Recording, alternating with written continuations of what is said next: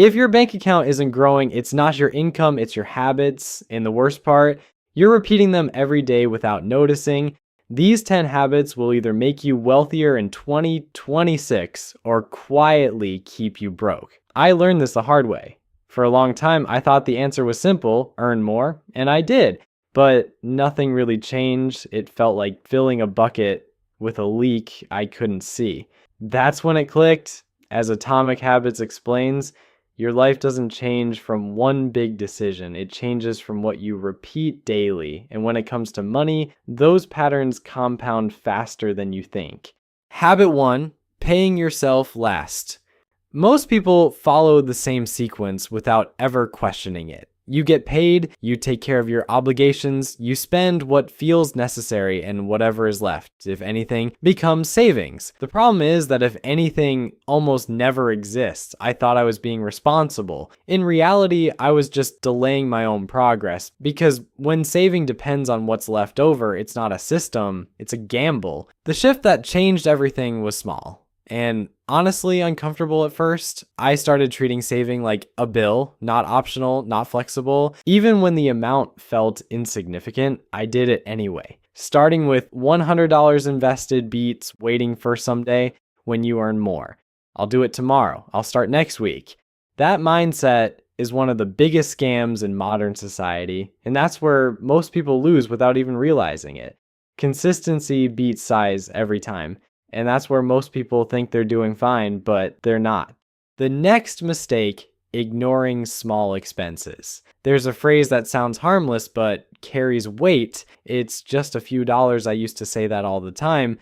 Coffee here, a subscription there, small upgrades that didn't feel like real decisions individually. None of them mattered, but together they were shaping my reality. This is where the idea from Atomic Habits becomes real. One day you sign up for a streaming service. Next thing you know, you have 4 subscriptions and no time to watch anything during the week. Small expenses don't hurt at the moment. They show up quietly, harmless at first, but before you realize it, they've taken over like weeds in a backyard. At first it's invisible, then it becomes normal. And before you realize it, it's controlling your financial life. And if you're not tracking it, you won't even notice it happening. Next habit, not tracking your money. There's a difference between thinking you know and actually knowing. For a long time, I operated based on assumptions. It was like wanting to lose weight, but not tracking calories or measuring body fat. I had a general idea of where things were going, but nothing concrete. And that gap between perception and reality is where most problems live. You know you're spending money, but you only think you know. And by the end of the month, that extra $500 actually turns into $1,110. Once I started tracking everything, not obsessively, just consistently, something shifted. Patterns became obvious, waste became visible, decisions became intentional. You don't need discipline to improve something you can clearly see. Awareness does most of the work. But even when you start paying attention, there's another trap waiting. Habit 4, lifestyle inflation. This one is subtle, and that's exactly why it's dangerous. Every time your income increases, there's an automatic urge to upgrade your life. Better environments, better experiences, better everything.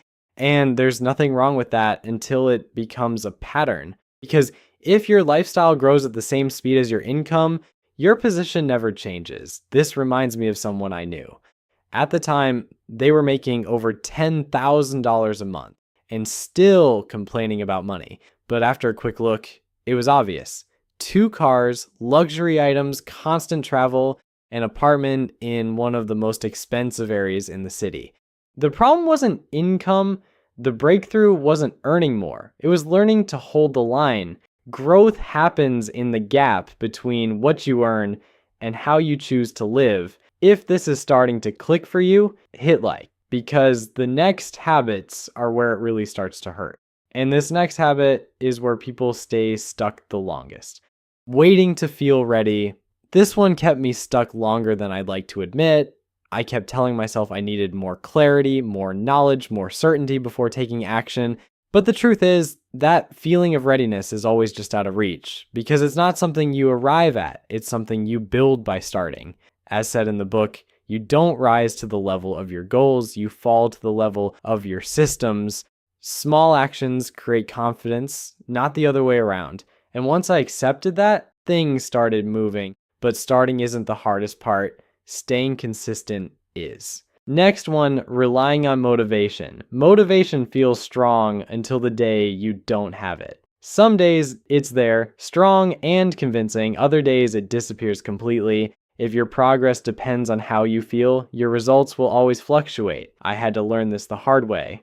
What changed everything wasn't more motivation, it was structure. Simple systems that didn't require energy or decision making. Things that happened regardless of mood. Think about brushing your teeth. You don't do it only when you feel like it. You do it every day no matter what. That's the difference between intention and execution. And this is exactly where most people break down. Habit 7, not automating finances. Manual control feels safe, like you're in charge, but in reality, it creates friction. Every decision becomes something you have to think about, and over time, that leads to inconsistency. Automation removes that layer. It turns decisions into defaults. And once something becomes a default, it no longer depends on discipline. It just happens. The problem is, when we're young, we don't think about the future. Retirement feels distant, almost irrelevant, but the reality is different. Nearly a third of Americans have no retirement savings at all. And even among those who do, the median 401k balance is only around $35,000. That's not a plan. That's just delaying the problem. Fast forward a few decades and that lack of structure shows up all at once. People end up working longer than they planned, relying on government support, and cutting back on basic things they once took for granted, not because they were careless, but because they relied on intention instead of systems. So make it automatic. The moment you get paid, within the first 24 hours, a percentage goes out and no thinking involved. Even if it's just 10%. That's how you build consistency without relying on motivation. That's the hidden cost of not automating. It doesn't show up today, it shows up when you need it most. And even if you fix that, there's still something pulling you backwards.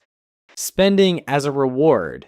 This one is emotional, and that's why it's powerful. We associate spending with relief, comfort, and reward.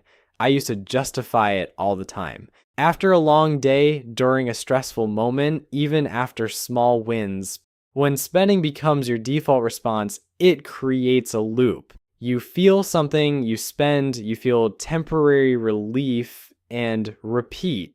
It feels good to make that unnecessary purchase on Amazon. To eat junk food 3 times a week, breaking that pattern requires awareness first. Progress isn't always exciting. Sometimes it's repetitive, quiet, even boring. Do the boring stuff, it works, but most people avoid this next part completely. Habit 9, avoiding financial education. Avoidance feels easier in the short term. If something seems complex or uncomfortable, it's natural to push it aside. I did that for a long time. And there's another layer to it. We like to think we already know enough, that we've got things figured out. But that confidence rarely shows up in our bank account because we're not actually learning. We're not reading, not studying, not seeking real understanding. Avoiding knowledge doesn't simplify reality, it just delays it. Once I started learning even the fundamentals, everything became clearer. Not easier, but clearer. And clarity changes behavior because knowledge, when combined with action, is what actually sets you free. And even with clarity, people still look for the wrong solution. Finally, thinking big changes matter most. We're conditioned to look for big breakthroughs, the one decision that changes everything, the one moment that shifts your life. We're always hearing about the secret hack, the untold truth, the shortcut no one is talking about. But real change rarely looks like that. It looks like repetition. It looks like small actions done consistently, even when they don't feel significant. That's the core idea behind Atomic Habits. You don't transform overnight. You transform through accumulation. If you get just 1% better each day by the end of a year, you're nearly 37 times better than where you started. And when it comes to money, accumulation is everything. And this is where everything finally comes together. If there's one thing you should take from this video, it's this. Your financial life isn't shaped by what you do occasionally, it's shaped by what you repeat daily. And most of these habits, they don't feel dangerous, they feel normal. That's why they're so powerful. And the scary part is most people will keep repeating them without ever noticing. If you fix them, everything starts to shift slowly at first, then all at once. That's the power of compounding. Now, if you want to understand something even more interesting, there's a reason wealthy people behave differently, not just in how they earn, but in how they present themselves. Click on the video on your screen right now, why rich people try to look poor. Because once you understand that, you'll start seeing money in a completely different way.